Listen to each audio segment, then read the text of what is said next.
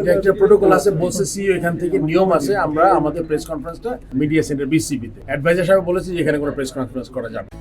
দায়িত্ব নেয়ার পর প্রথম পদক্ষেপে নিয়ম নীতি মেনে চলার উদাহরণ তৈরি করলেন নবনির্বাচিত বিসিবি সভাপতি ফারুক আহমেদ। নাজমুল হাসান পাপনের আমলে নিজস্ব অফিস কিংবা বাসার গ্যারেজে প্রেস কনফারেন্স আয়োজন ছিল নিয়মিত ঘটনা। সেখানে ঠিক উল্টো উদাহরণ তৈরি করলেন ফারুক আহমেদ।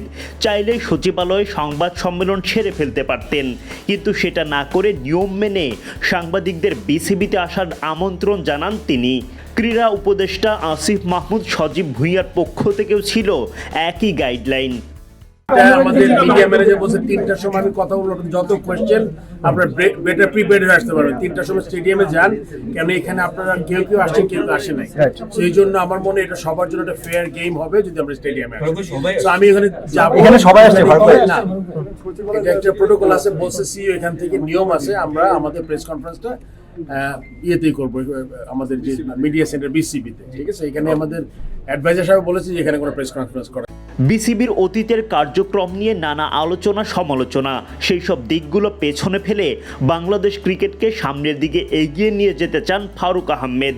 জানালেন দেশের প্রয়োজনে বড় লক্ষ্যের কথাও।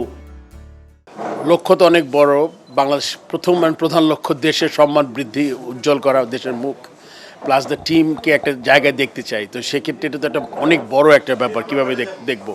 সো অনেক জায়গায় আমাদের কাজ করতে হবে। আপনারা জানেন যে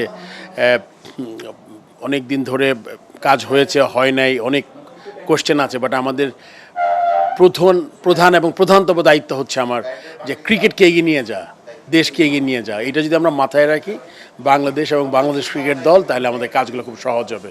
আমাদের অন্যদিকে যদি আমরা ডাইভার্ট না হয়ে যাই। So cricket team, Bangladesh cricket as a whole and Bangladesh as a country, আমরা এটাকে এগিয়ে নিয়ে যাই।